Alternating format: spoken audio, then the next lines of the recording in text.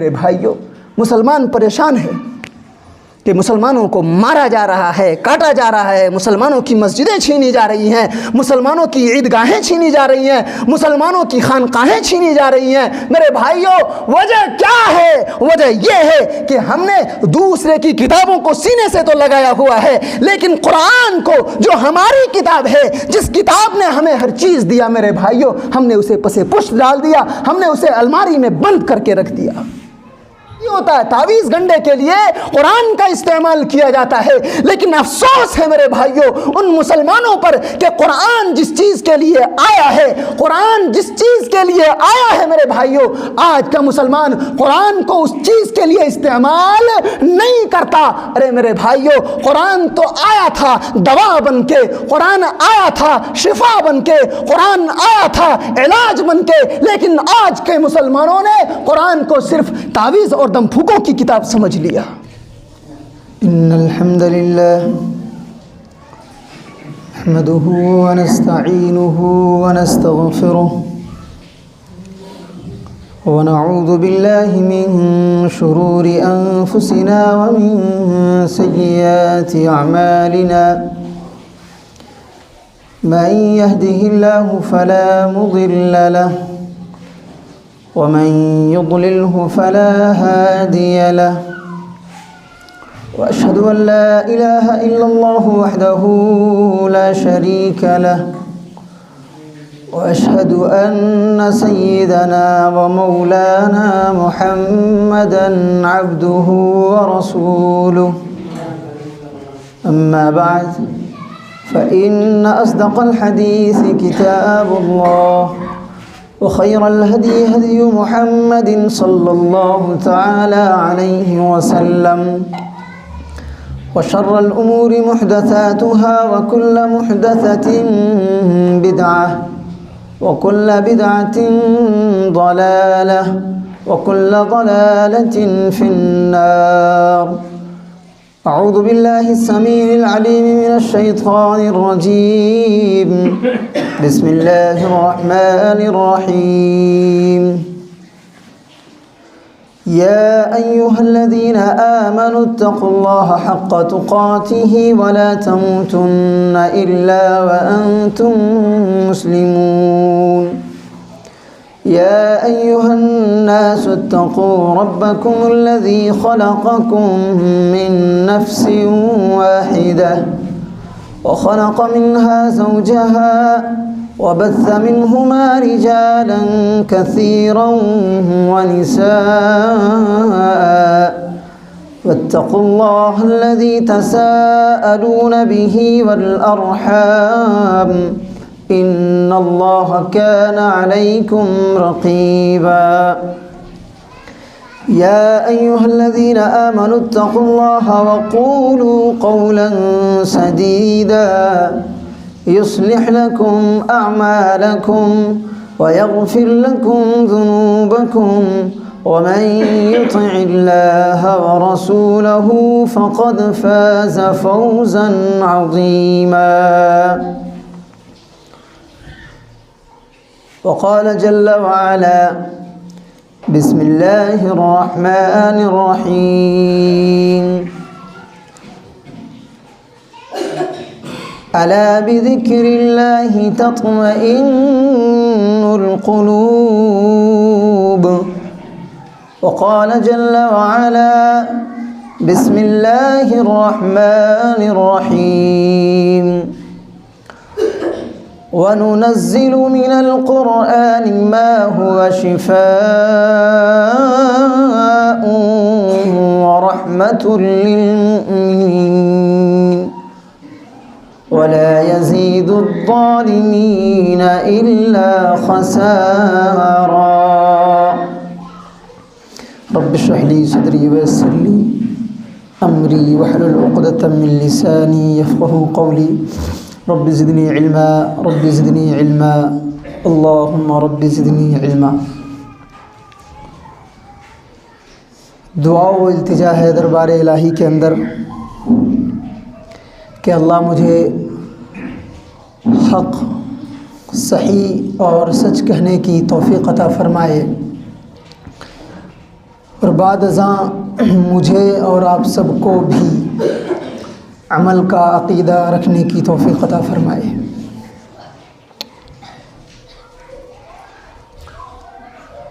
میرے بھائیوں،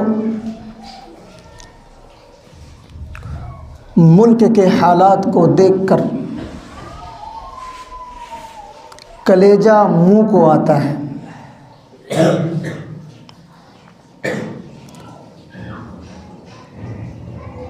ملک کے تعلق سے، ہمارے ہندوستان کے تعلق سے، اور خصوصاً جو امت مسلمہ پر سارے جہان کی یلغار ہے، پوری دنیا ایک طرف ہے اور مسلمان ایک طرف ہے۔ ظلم و تشدد، قتل و غارت گری، مسلمانوں کو پریشان کرنا یہ چرم پر ہے۔ آخر کیا وجہ ہے کہ وہی مسلمان کہ آج سے 1400 سال تقریباً پہلے جن کی طوطی بولتی تھی، پوری دنیا میں مسلمانوں کی حکمرانی تھی، بادشاہی تھی، آخر میرے بھائیوں کیا وجہ ہے کہ آج سننے میں آتا ہے کہ سنبھل کے اندر 4 یا 5 مسلمانوں کو شہید کر دیا گیا؟ آخر کیا وجہ ہے کہ کبھی گیان باپی کے نام سے، تو کبھی بابری مسجد کے نام سے،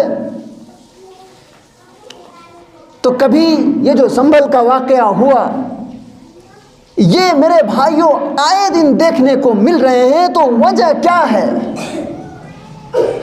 یہ ایک سوال ہے، اور اسی سوال کا جواب آج ہم انشاءاللہ تعالی اس خطبہ کے اندر تلاش کریں گے کہ مسلمانوں پر یہ جو پستی آئی ہوئی ہے، یہ ذلت کا جو سامنا ہے آج مسلمانوں کو، تو اس کی وجہ میرے بھائیوں ایک ہے، اور وجہ یہ ہے کہ آج مسلمانوں نے شریعت کو، آج مسلمانوں نے قرآن کو سمجھنا ہی چھوڑ دیا، بالکل سرے سے چھوڑ دیا۔ یہی مسلمان جب تک انہوں نے قرآن و حدیث کو، جب تک انہوں نے نبی کریم صلی اللہ علیہ وسلم کی تعلیمات کو سینے سے لگایا، یہی مسلمان ہیں۔ انہوں نے پوری دنیا میں حکمرانی کی، پوری دنیا میں ان کی بادشاہی رہی، اور جب سے انہوں نے قرآن سے منہ موڑا، شریعت سے منہ موڑا، حدیث سے منہ موڑا، میرے بھائیوں یہ مسلمان ذلت کا سامنا کر رہے ہیں۔ بالکل واضح ہے۔ ہم اور آپ سکون جہاں تلاش کر رہے ہیں، ہم اور آپ چین اور قرار جہاں تلاش کر رہے ہیں، میرے بھائیوں وہاں نہیں ہے۔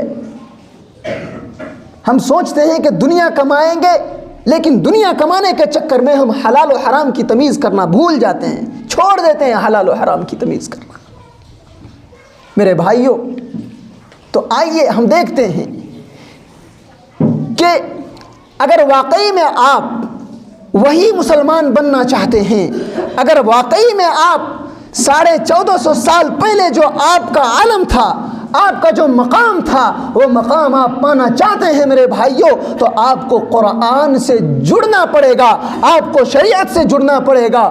اور جانتے ہیں قرآن سے جڑنے کا فائدہ کیا ہوگا؟ اللہ تبارک و تعالی کلام مقدس کے اندر اس کا جواب دیتے ہیں، الا بذکر اللہ تطمئن القلوب، کہ لوگوں خبردار سن لو، اگر تمہیں دل کو سکون دینا ہے، اگر تم چاہتے ہو کہ دل چین کے ساتھ رہے، سکون کے ساتھ رہے، تو آپ کو کرنا کیا ہوگا؟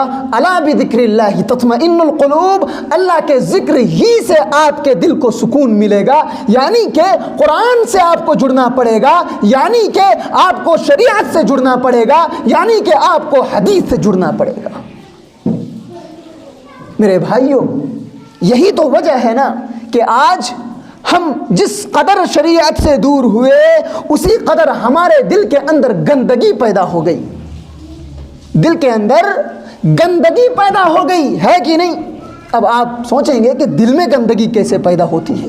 اللہ کے نبی صلی اللہ علیہ وسلم کی حدیث ہے، نبی کریم صلی اللہ علیہ وسلم ارشاد فرماتے ہیں، بڑی ہی پیاری حدیث ہے میرے بھائیوں، فرماتے ہیں ان هذه القلوب تصدأ كما يصدأ الحديد اذا اصابه الماء، کہ بے شک اس دل کو بھی زنگ لگتا ہے جس طریقے سے لوہے میں پانی پڑ جائے تو زنگ لگتا ہے، یعنی لوہے کو اگر پانی میں رکھا جائے تو لوہے میں زنگ آ جاتا ہے، اسی قدر میرے بھائیوں دل میں بھی زنگ آتا ہے۔ صحابہ کرام رضوان اللہ علیہم اجمعین نے اللہ کے نبی صلی اللہ علیہ وسلم سے پوچھ لیا، اللہ کے نبی صلی اللہ علیہ وسلم یہ دل میں زنگ کیسا آتا ہے؟ اللہ کے نبی صلی اللہ علیہ وسلم نے فرمایا دل میں زنگ آتا ہے منافقت کا، دل میں زنگ آتا ہے بغض کا، دل میں زنگ آتا ہے کینے کا، دل میں زنگ آتا ہے میرے بھائی حسد کا، دل میں زنگ آتا ہے ایک دوسرے کے خلاف برائی کرنے کا، دل میں زنگ آتا ہے ایک دوسرے کے خلاف غلط عقیدہ اور غلط سوچ رکھنے کا، میرے بھائیوں دل میں زنگ آتا ہے۔ تو دل میں تو زنگ آتا ہے، لیکن جس قدر لوہے میں اگر زنگ پڑ جائے تو لوہے کے زنگ کو اتارنے کا طریقہ ہمیں اور آپ کو تو معلوم ہے۔ لوہے میں اگر زنگ پڑ جائے تو ریتی سے رگڑ دیتے ہیں، رگمال سے رگڑ دیتے ہیں تو لوہے کا زنگ اتر جاتا ہے میرے بھائیوں، لیکن دل کے زنگ کو کیسے اتارا جائے گا؟ سوال، دل کے زنگ کو کیسے اتارا جائے گا؟ اللہ کے نبی صلی اللہ علیہ وسلم نے فرمایا اگر دل کے زنگ کو اتارنا ہے تو آپ کو کرنا کیا پڑے گا؟ کثرت ذکر الموت و تلاوت القرآن، ہاں زیادہ سے زیادہ موت کو یاد کرنا پڑے گا اور کلام اللہ قرآن مجید کی تلاوت کرنی پڑے گی، تب جا کر کے میرے بھائیوں آپ کے دل کا زنگ اترے گا۔ ہاں دل کا زنگ کیسے اترے گا؟ قرآن کریم کی تلاوت کرنی پڑے گی۔ دل کا زنگ کیسے اترے گا؟ موت کو، قبر کو زیادہ سے زیادہ یاد کرنا پڑے گا میرے بھائیوں، تبھی جا کر کے آپ کے دل کے اندر جو زنگ ہے، جو منافقت ہے، جو کینہ ہے، جو حسد ہے، جو غلط سوچ ہے اور غلط عقیدہ ہے کہ بھائی ہے بھائی کو پریشان کرو، دوست ہے دوست کو پریشان کرو، پڑوسی ہے پڑوسی کو پریشان کرو، یہ تو عام ہے۔ یہ میرے بھائیوں دل کا زنگ ہے، یہ دل میں یہ جو برائی آتی ہے یہ دل کا زنگ ہے، اور اس کے زنگ کو اگر آپ نے اتارنا ہے تو کلام اللہ پڑھنا پڑے گا آپ کو۔ ہاں صرف پڑھنے سے معاملے کا حل نہیں ہے، صرف پڑھنے سے، ورنہ ہمارے حاجی صاحب تو ایک دن میں پورا قرآن ختم کر دیتے ہیں، ہے کہ نہیں؟ بہت سارے ایسے لوگ ہیں ہمارے معاشرے کے اندر، دیکھیں پوچھو تو کہتے ہیں کہ ہم نے 5 دن میں قرآن ختم کر دیا، پوچھو تو کہتے ہیں کہ ہم نے 10 دن میں قرآن ختم کر دیا، لیکن میرے بھائیوں چینجنگ کیوں نہیں آئی؟ بدلاؤ کیوں نہیں آیا؟ تبدیلی کیوں نہیں آئی؟ سوال یہ ہے اس لیے نہیں آئی ہے تبدیلی، اس لیے کہ اس نے قرآن کو سمجھا ہی نہیں۔ میرے بھائیوں آج ہم نے قرآن کو جو مقام دیا ہوا ہے اپنے معاشرے کے اندر، ہم نے قرآن کو جو مقام دیا ہے اپنے معاشرے کے اندر، اپنے سماج کے اندر، وہ بالکل واضح ہے۔ وہ واضح کیا ہے؟ قرآن کھانے کے لیے قرآن کا استعمال کریں گے، گائے کے دودھ کو بڑھانے کے لیے قرآن کا استعمال کریں گے، دکانداری کے لیے قرآن کا استعمال کریں گے، تعویذ گنڈے کے لیے قرآن کا استعمال کریں گے۔ ہاں یہی مسئلہ ہے میرے بھائیوں، شادی ہوئی دلہن کے ساتھ قرآن بھیج دیے، ہاں میت ہو گئی میت کے ساتھ قرآن بھیج دیے، ہاں یہی ہوتا ہے، تعویذ گنڈے کے لیے قرآن کا استعمال کیا جاتا ہے۔ لیکن افسوس ہے میرے بھائیوں ان مسلمانوں پر کہ قرآن جس چیز کے لیے آیا ہے، قرآن جس چیز کے لیے آیا ہے میرے بھائیوں، آج کا مسلمان قرآن کو اس چیز کے لیے استعمال نہیں کرتا۔ ارے میرے بھائیوں قرآن تو آیا تھا دوا بن کے، قرآن آیا تھا شفا بن کے، قرآن آیا تھا علاج بن کے، لیکن آج کے مسلمانوں نے قرآن کو صرف تعویذ اور دم پھوکوں کی کتاب سمجھ لیا،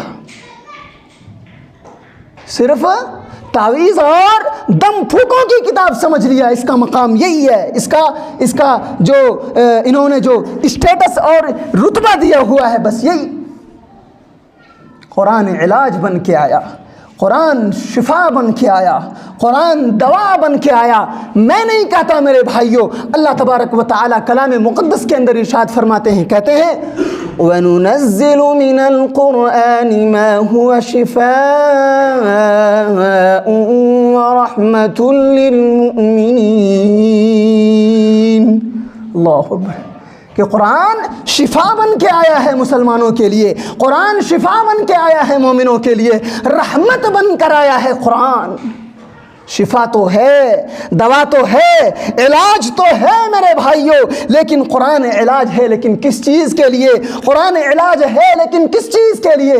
قرآن اس کا بھی جواب دے رہا ہے، کہتا ہے قد جاءتکم موعظۃ من ربکم وشفاء لما فی الصدور۔ قرآن شفا بن کے آیا، قرآن علاج بن کے آیا، قرآن دوا بن کے آیا ہے، لیکن کس چیز کے لیے؟ لما فی الصدور، دل میں جو کینہ ہے، دل میں جو بغض ہے، دل میں جو حسد ہے، دل میں جو ایک دوسرے کے خلاف غلط سوچ اور غلط عقیدہ ہے، مارنے کا، کاٹنے کا، گولی سے مار دینے کا، بم سے اڑا دینے کا، اس برائی کے لیے اور اس گندگی کو ختم کرنے کے لیے میرے بھائیوں قرآن آیا۔ ہاں، لیکن صرف تعویذ اور دم پھوکوں کی کتاب، یہی ہو رہا ہے۔ الماری میں قرآن کو اس قدر سجا کر رکھتے ہیں، معلوم ہوتا ہے کہ قرآن جو ہے وہ پڑھنے کی کتاب ہے ہی نہیں، وہ کوئی دفنیہ خزانہ ہے، وہ مخفی خزانہ ہے میرے بھائیوں، مخفی خزانہ ہے، لیکن کس طریقے سے؟ وہ جس طریقے سے آپ کوئلے کی کان میں جاتے ہیں، خدان گئے ہیں آپ، وہاں دیکھتے ہوں گے کہ وہاں لوگ جاتے ہیں، کتنی محنت کرتے ہیں، مشقت کرتے ہیں، اور کوئلے کی کان سے، خدان سے کوئلہ اٹھا کر کے لاتے ہیں، کتنی محنت کرتے ہیں میرے بھائیوں۔ قرآن مخفی خزانہ ہے، لیکن کس کے لیے؟ اگر قرآن میں غور کرے، تدبر کرے تو اس کے لیے وہ مخفی خزانہ ہے، لیکن قرآن کے ساتھ تو رویہ یہ ہے میرے بھائیوں، مسلمان پریشان ہے کہ مسلمانوں کو مارا جا رہا ہے، کاٹا جا رہا ہے، مسلمانوں کی مسجدیں چھینی جا رہی ہیں، مسلمانوں کی عیدگاہیں چھینی جا رہی ہیں، مسلمانوں کی خانقاہیں چھینی جا رہی ہیں میرے بھائیوں۔ وجہ کیا ہے؟ وجہ یہ ہے کہ ہم نے دوسرے کی کتابوں کو سینے سے تو لگایا ہوا ہے، لیکن قرآن کو جو ہماری کتاب ہے، جس کتاب نے ہمیں ہر چیز دیا میرے بھائیوں، ہم نے اسے پس پشت ڈال دیا، ہم نے اسے الماری میں بند کر کے رکھ دیا۔ یہی وجہ ہے میرے بھائی، قرآن سے آپ جڑیں، شریعت سے جڑیں، مسجدوں کو پر کریں، صفیں پر کریں میرے بھائی، تب جا کر کے آپ سے کوئی آپ کی مسجد نہیں چھینے گا، تب جا کر کے آپ سے کوئی آپ کی عیدگاہ نہیں چھینے گا۔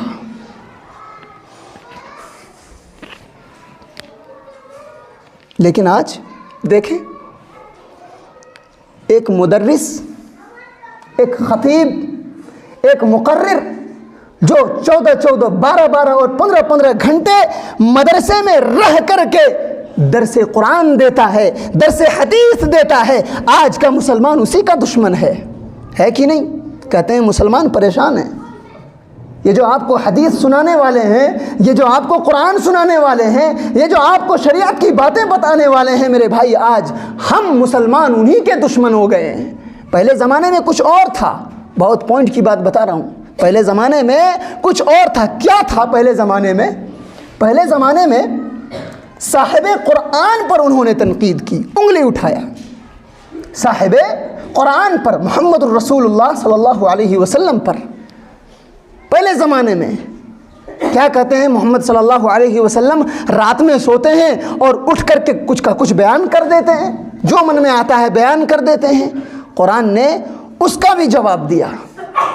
جب صاحب قرآن پر بات نہ بنی تو انہوں نے کیا کہا کہ یہ جو قرآن ہے، قرآن پہ انگلی اٹھایا، انہوں نے قرآن پہ تنقید کی۔ پہلے زمانے میں، پہلے میں بتا رہا ہوں، پہلے انہوں نے کیا کیا؟ صاحب قرآن کے بعد یعنی محمد الرسول اللہ صلی اللہ علیہ وسلم کے بعد قرآن پر انہوں نے تنقید کی اور کہا کہ یہ اللہ کا کلام تو ہو ہی نہیں سکتا، اس میں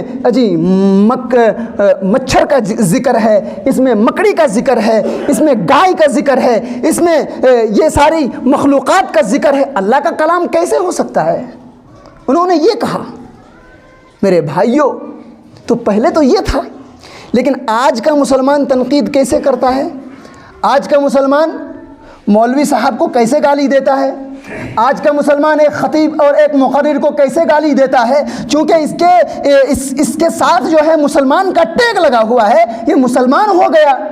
اب یہ کرتا کیا ہے؟ یہ قرآن پہ تو انگلی اٹھا نہیں سکتا نا، یہ قرآن پہ انگلی تو اٹھا نہیں سکتا، تو کرتا کیا ہے میرے بھائیوں؟ قرآن کو روکنے کے لیے، حدیث کو روکنے کے لیے، شریعت کو روکنے کے لیے قرآن اور حدیث پر نہیں انگلی اٹھاتا، بلکہ یہ فوراً کیا کرتا ہے؟ صاحب قرآن پر، خطیب پر، مدرس پر اور ایک مولانا اور ایک مولوی صاحب پر انگلی اٹھاتا ہے۔ حالانکہ مولوی صاحب سے اس کی دشمنی نہیں ہوتی ہے، دشمنی کس سے ہوتی ہے؟ قرآن سے اور حدیث سے ہوتی ہے۔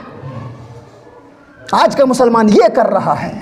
ایک مسلمان ایک عالم کو، ایک مولانا صاحب کی اگر اس قدر توہین کرے گا تو آپ بتائیں کیا مسلمان جو ہے عروج پر اور مسلمان ترقی پا سکتے؟ کبھی نہیں پا سکتے میرے بھائیوں، کبھی نہیں پا سکتے۔ میں جو کہہ رہا ہوں آپ اس پہ غور کریں، سوچیں آپ میرے بھائیوں، آپ قرآن سے جڑیں، آپ احادیث سے جڑیں، شریعت سے جڑیں میرے بھائیوں، انشاءاللہ ترقی آپ کے سامنے آئے گی انشاءاللہ۔